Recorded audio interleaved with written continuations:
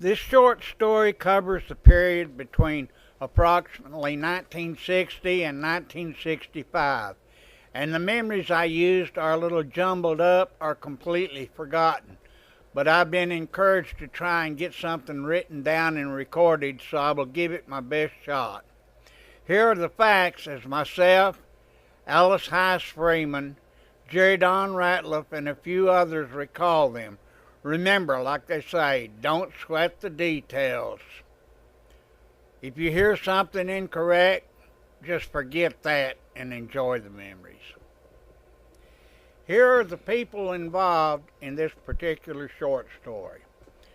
The Elsie and Florine Ratliff family, which included myself, Lonnie Carl Ratliff, Chester Allen Ratliff, better known as Check, Shirley Ann Ratliff, Jerry Don Ratliff, Gary Wayne Ratliff, Tony Jean Ratliff, and once again, my apologies to our baby sister, Kimberly Cooper Davis, who always asks me why she is never in my short stories.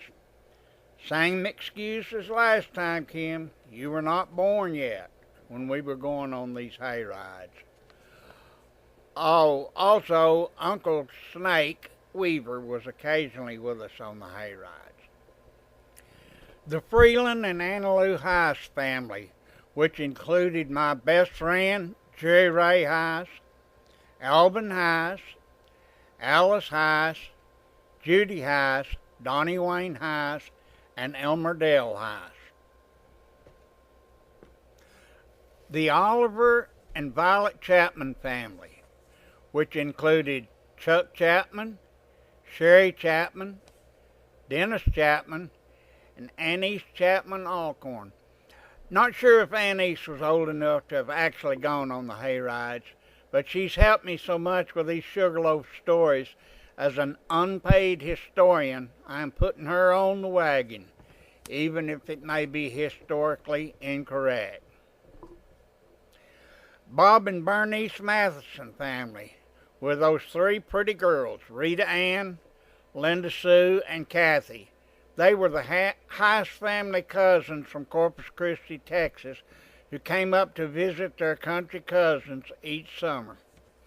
A few of the younger children mentioned in this story may not have actually gone on the hayrides, but I remember that the parents always saw our hayrides as free babysitting excursions, so sometimes they were also loaded on the wagon with stern instructions from Mom and Dad for the older kids to watch out for them.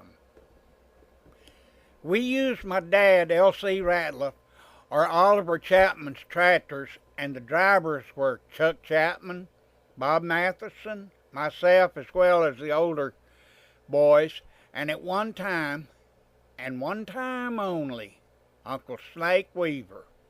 After Snake kicked the tractor out of gear and let it run wildly out of control down that steep hill just east of the Martin place where the little creek is, we all mutually agreed that he would be retired forever as a tractor driver on all future hayrides. Another hayride memory was that Alice Hise and Sherry Chapman always walked along behind the wagon instead of riding on it. They went on hay walks instead of hay rides, I suppose you could say. The two girls probably had important girl talk to attend to. I recall that the tractors we used were farm tractors and they had no headlights, so our driver always carried a flashlight. So on the rare occasion we met a car or pickup coming down the old dirt roads, the tractor driver could flash the light off and on so the oncoming vehicle could know we were also on the road and not to run over us. We did not have one of those baby on board decals on the wagon, but we never lost a child. I don't remember ever actually meeting another vehicle, come to think of it. After working all day, most country folks usually stayed home at night. It was amazing how all us kids got along and looked out for each other the way we always let little brothers and sisters tag along without complaining too much. We seemed to sense that we had to entertain ourselves, so when we had something fun to do, we just naturally shared the adventure. I never thought much about it at the time, but years later, some of those youngsters told me how much it had meant for them to be included. Sometimes we would have a grown-up or two along for the ride as chaperones, but more often than not, we were left to our own devices.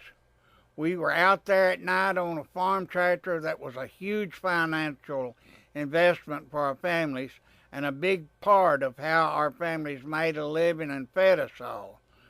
The older kids naturally assumed the responsibility to take care of the tractor as well as look out for the younger kids entrusted to us. I don't believe this sort of thing could happen today, and it's a shame that it can't.